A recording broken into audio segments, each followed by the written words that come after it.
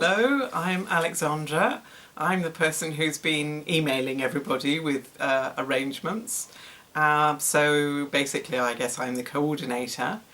I'm also the treasurer for Transition Marlborough, so I pop up in lots of different roles.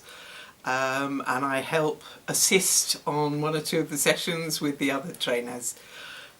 Because I actually took this course myself when we first started 8 or 9 years ago, and I've been redoing it more or less every year, which is really interesting.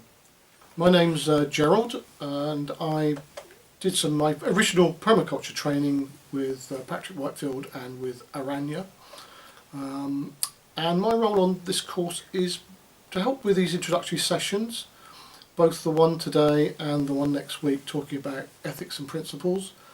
But the main one I'll be involved with is what we call design tools, and that'll be the one which expands out into talking about the sort of nomenclature and the sort of methods that are used in permaculture to design gardens, but also can be used in other areas, and we'll talk about that when we get there.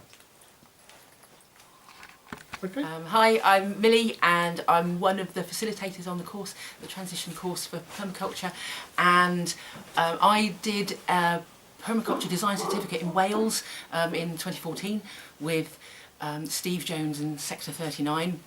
Thoroughly recommend them as a permaculture course. And then I also did facilitator training with Luby McNamara around permaculture in people in permaculture, so how we can apply that beyond gardening really in our relationships and in our organisations and so on. So I will pop up in some of the sessions co-facilitating and introducing permaculture to people, and I chair Transition Marlborough. So, yeah, that's me. So normally at this stage we would actually ask you guys to introduce yourselves, and actually, so as you're not here because of the circumstances, what I have is a couple of questions that I would just like you to reflect on with yourself on your own, or with other ones who might be with you, just to bring you into the course. So the first one I'm going to ask you is, what's brought you to the course? What raised your interest in the course? Second one is, what were you hoping to get out of the course? And the third one is, what do you already know about transition and permaculture?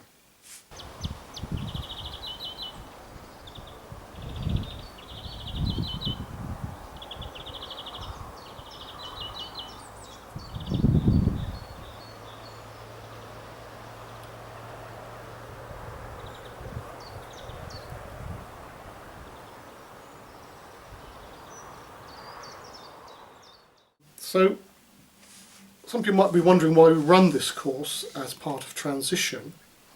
I don't know if anyone knows the history of transition, but it was created by Rob Hopkins back in about 2005, and he was actually a graduate of an early permaculture course that he did in Ireland. So transition, the transition movement, is actually founded on permaculture. And when we started our permaculture group locally in Marlborough, we found a lot of people interested in transition but didn't really know about its foundations in permaculture. So that's why we put together this little course, which has grown since we started it, to introduce our own members to permaculture. But what we found is that people from our greater area have expressed an interest, and so we've extended it to anybody who would like to join us to learn a bit about permaculture and transition and where they link together. So just to introduce you to where permaculture came from. So the word permaculture is a contraction of permanent agriculture, and that was the way it was originally envisaged by the developers of permaculture, David Holmgren and Bill Mollison, and they produced a book back in the 70s, Permaculture 1. David Holmgren was actually Bill's student at the time, and this was based on his thesis, and both of them had worked.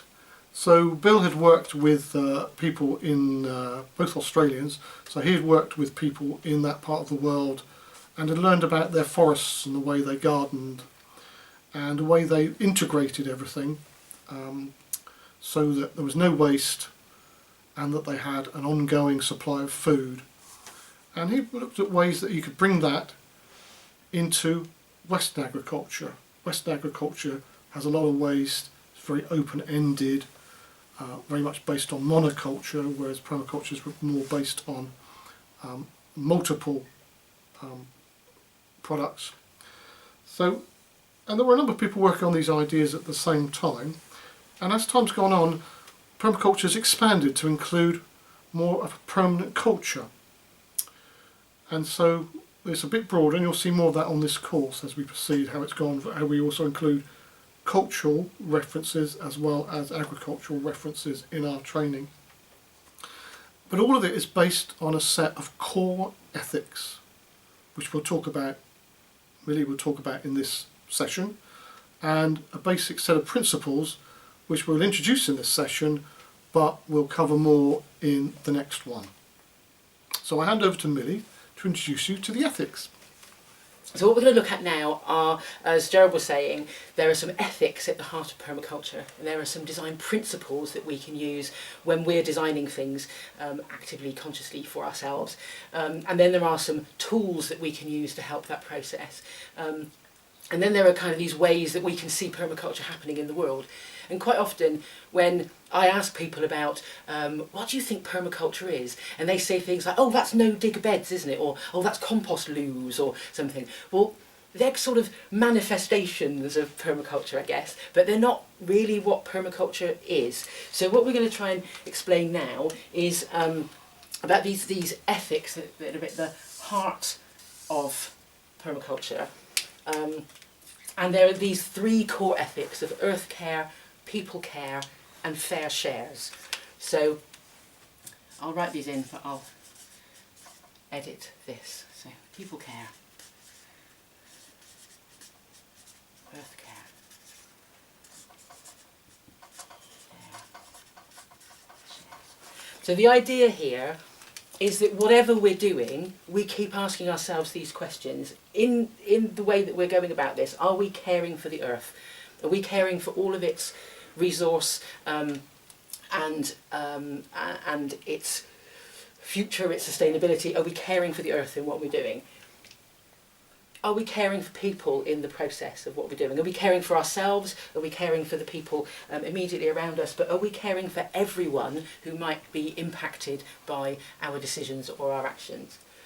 And fair shares basically means if there is abundance, if there's surplus, that we share that fairly, and not just with people, but actually with all of life, that everything has an equal opportunity, if you like, that everything is fairly shared. So these are the core ethics, and we're going to do a little activity with you later, or guide you through a little activity later to explore that in a little more depth. But the idea is, I just want you to hold on to this idea that that's at the heart. It's kind of like a touchstone, you just come back to it all the time. Are we caring for people? Are we caring for the earth? Are we fairly sharing any abundance and surplus? So around that, then, so that's our ethics. But then we've got design principles.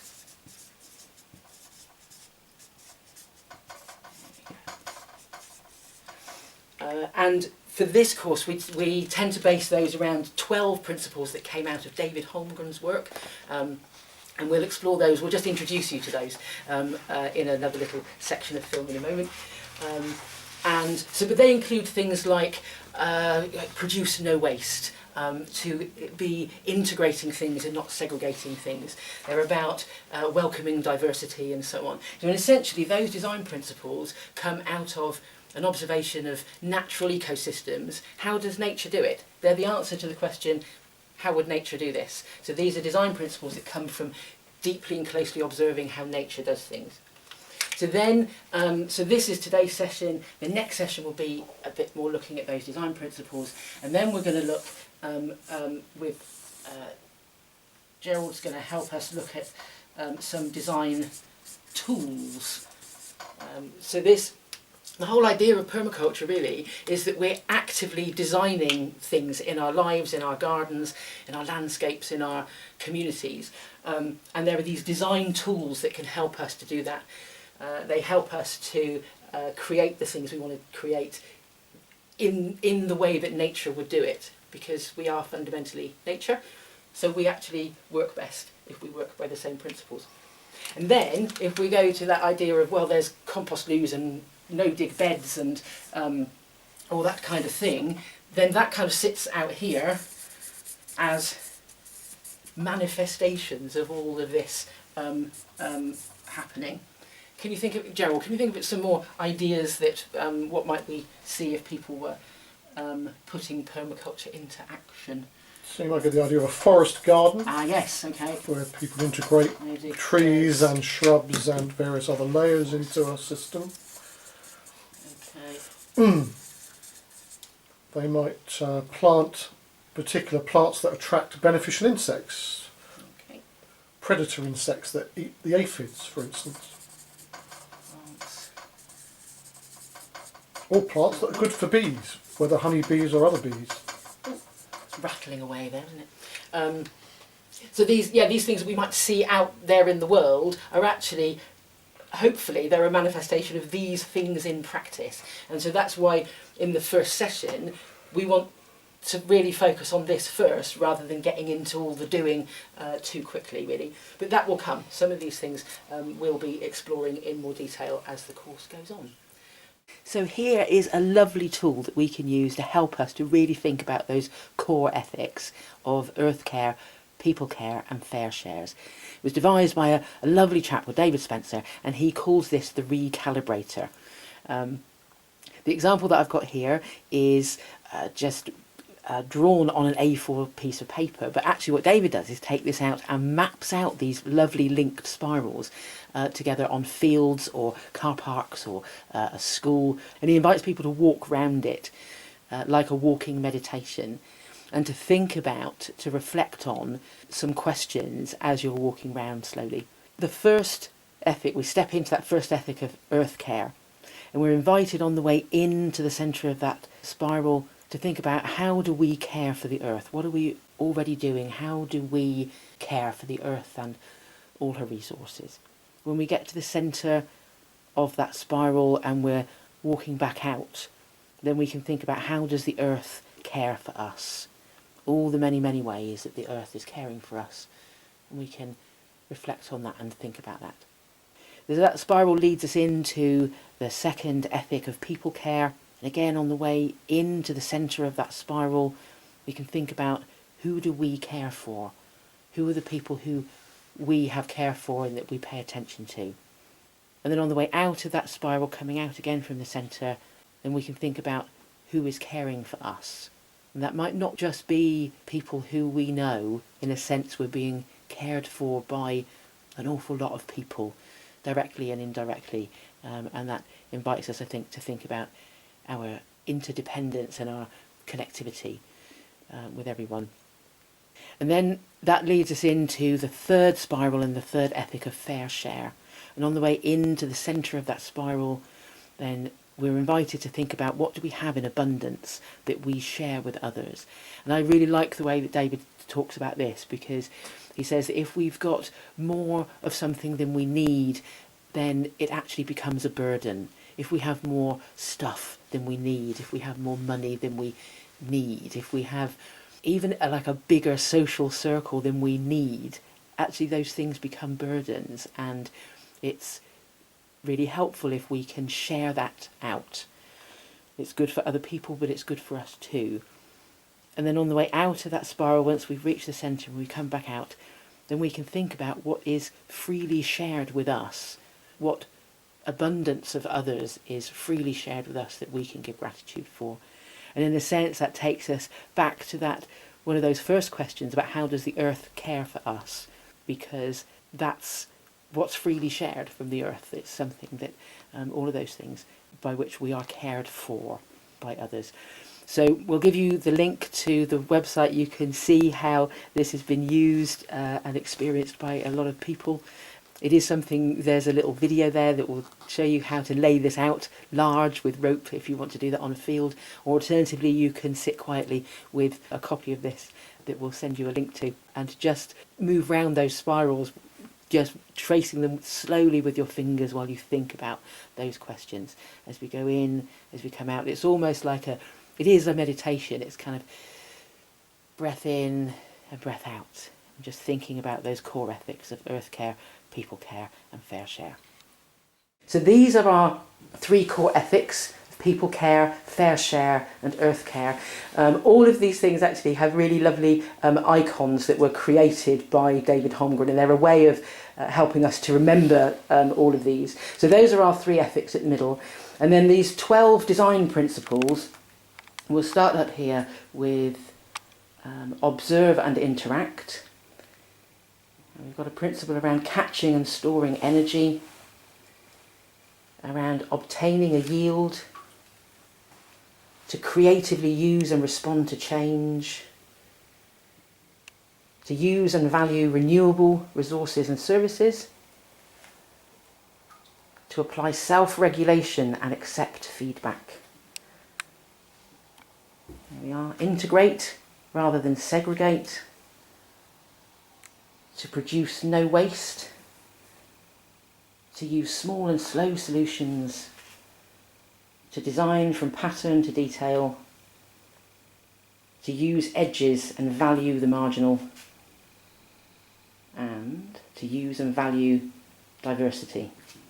So over the next session we're going to look at all of those in more detail and explore those a bit, and ask you to think about if you were Bill Mollison or David Holmgren and you went out into nature, how would they have come up with those 12 things as the way that nature does stuff?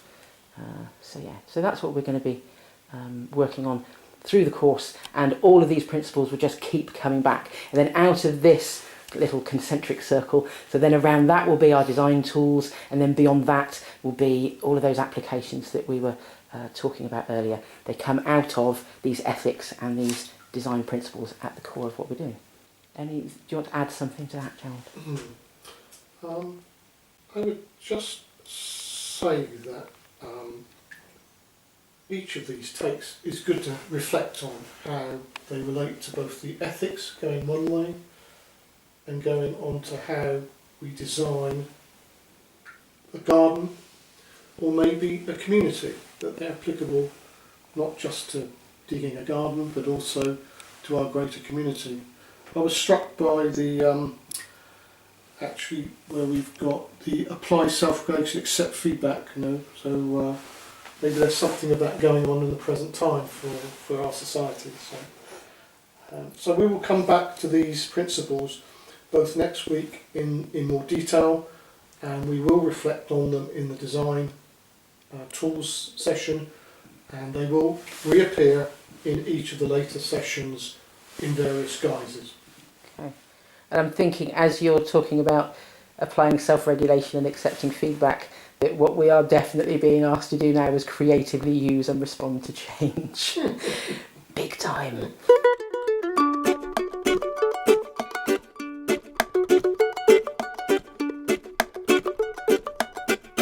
Everything you need is right in front of you, when you learn to see. Good things come to you.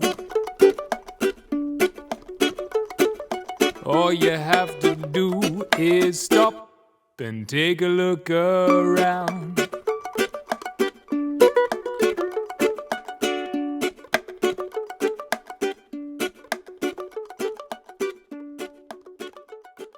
That is the end of our first session, the introductory session. I hope you enjoyed yourselves and you learnt something from it. And if you have any questions that have been raised by today, you can leave them in the comments below. Also, just as a final thing, we have some videos that we would like you to watch that we would normally show you at the session, and so we'll also link those in the description below for you to watch in your own time. And we look forward to seeing you at the next session. Awesome.